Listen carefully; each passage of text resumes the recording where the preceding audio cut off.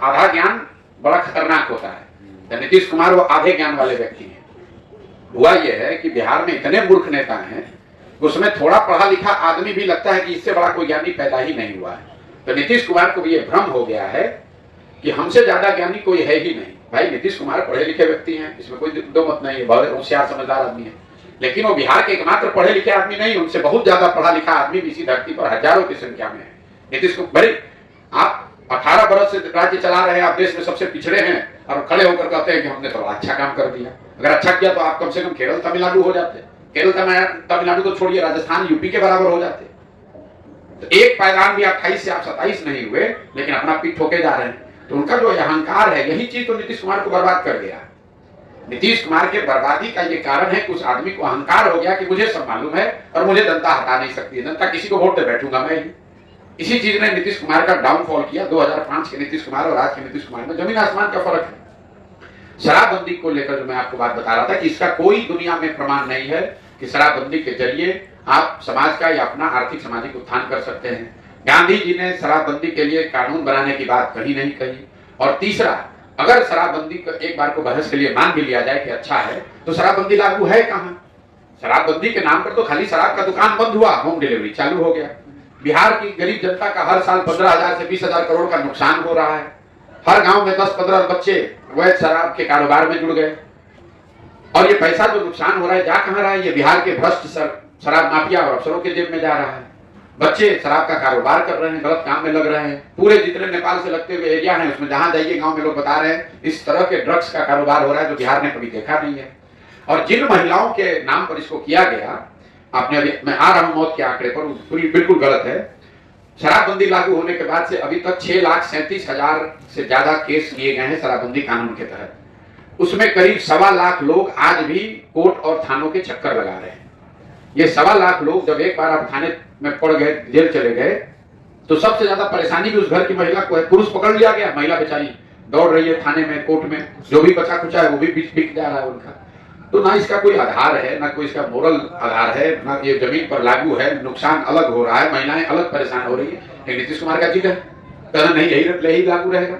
पूरे बिहार में शराब बिक रहा है, कह रहा नहीं शराबबंदी लागू है। आपने कहा 134 लोगों की मौत, ये 134 लोग तो वो है जो रिपोर्टेड मौत है। जहरीली शराब से होने वाली मौत की संख्या यहाँ हजारों में है। हर पंचायत में मैं जब चल रहा हूँ लोग बता रहे हैं, वो तो पुलिस प्रशासन के डर से वो केस ही नहीं करता है कि जो जिसकी दुखद मृत्यु हुई वो हुई। अगर जाके कहेंगे कि शराब पीने से हुई है तो शराबबंदी के नाम पर उस पर केस अलग से हो जाएगा। ये तो जब बड़ा 25, 30, 40 लोगों की मृत्यु होती है तो सरकार छुपा नहीं सकती है, तो उसको वो खबर आती है। आप तो पत्रकारिता करते हैं, हर पंचायत में मैं आपको डाटा दे सकता हूँ कि कितने लोगों की मृत्यु अवैध शराब पीने से, गलत शराब पीने से हुई है। लेकिन सरकार को कोई असर नहीं है। नीतीश कुमार खड़ा होकर कह रहा है जो पिएगा वो मरेगा। अपनी गलती का कोई एहसास नहीं है। नीतीश कुमार को सुन कौन रहा है? मतलब आप लोग जबरदस्ती का नीतीश कुमार को इतना बड़ा नेता बताते हैं, जैसे लग रहा है कि अब इन्हीं से देश की राजनीति चल रहा है। मेरे भाई, नीतीश कुमार की राजनीति का ये अंतिम दौर चल रहा है। आप बिहार में पत्रकारिता करते हैं, राजनीति करते हैं, हम लोग के मुख्यमंत्री हैं, तो उस नजरिए से आप उनकी चर्चा करते हैं। नीतीश कुमार को पक्ष में या विपक्ष में कोई नहीं पूछ रहा है कि आप हैं कौन।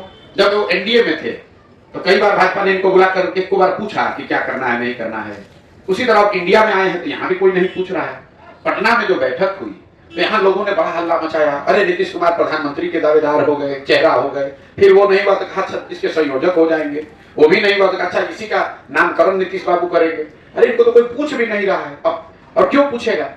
मान लीजिए इंडिया अलायंस है, इंडिया अलायंस में सबसे बड़ा दल कांग्रेस है, दूसरा बड़ा दल टीएमसी है, तीसरा बड़ा दल डीएमके है। नीतीश कुमार उसमें क्या ऐसा कर देंगे कि सब लोग इनको मान लेगा?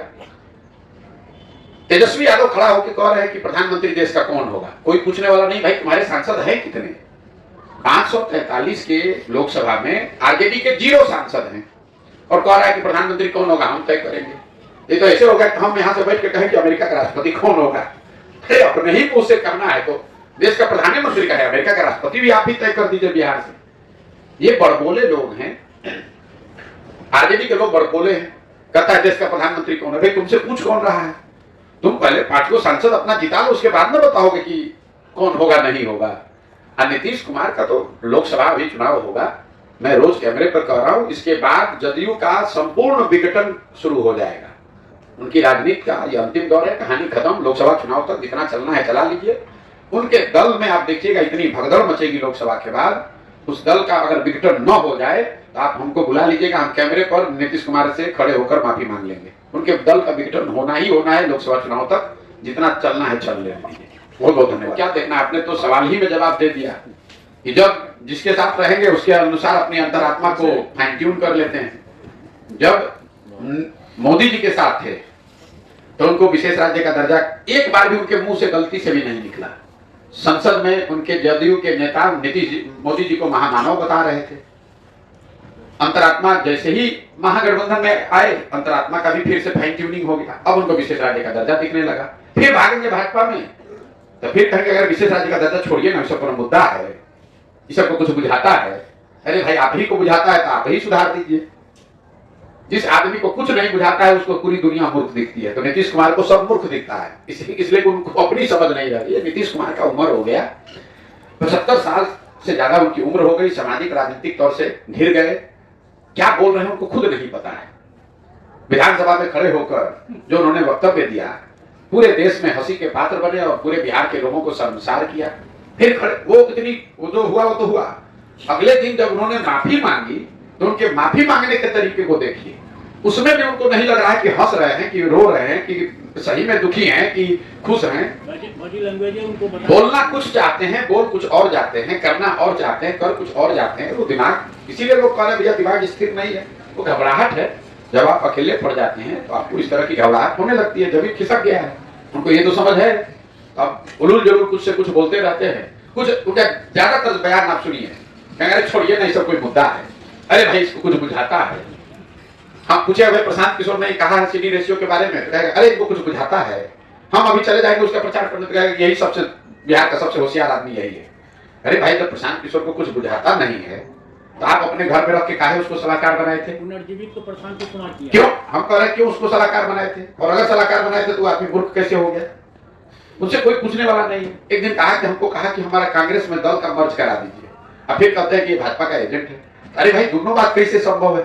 अगर हम भाजपा के एजेंट हैं तो उनके दल को कांग्रेस में काहे मर्ज कराएंगे, भाजपा में मर्ज कराएंगे? तो नीतीश कुमार के बात का वो देखिए, कोई 5 मिनट खाली नीतीश कुमार के वक्तव्य को सुनिए किसी भी विषय पर, तो बोलना शुरू करेंगे कहीं से, बीच में कहीं दूसरे जगह चले जाएंगे, फिर घूमकर राष्ट्रपति के सामने भाषण दे रहे हैं, कुर्ता उठा के पेट खजुला रहे हैं। बताइए, बिहार के मुख्यमंत्री हैं, राष्ट्रपति का फॉर्मल कार्यक्रम चल रहा है, महिला राष्ट्रपति वहां बैठी हुई हैं, कुर्ता उठा के पेट, बोलते बोलते मंच पर भाषण दे रहे हैं, अपने अफसरों को उलूल जरूर कुछ बोल देते हैं। अब उनका अंतिम समय आ गया राजनीतिक तौर पर। चलिए, स्वस्थ रहे, भला करे भगवान। सड़क को लेकर हम आपको इतना ही कह सकते हैं कि हम 15 महीने पैदल चलने के बाद 12 जिलों में जो हमने स्थिति देखी है, उसमें इन 12 जिलों में शिवहर के बाद दरभंगा में ग्रामीण सड़क की हालत सबसे ज्यादा खराब है। सड़क तो हर जगह खराब है, ग्रामीण सड़क, लेकिन दरभंगा में ग्रामीण सड़क की हालत किसी अन्य जिले से, शिवहर में इससे भी ज्यादा खराब दिखा था, यहाँ पर अभी है। लेकिन मुझे दरभंगा में भी 1 महीना और चलने दीजिए तो विशेष बात करेंगे।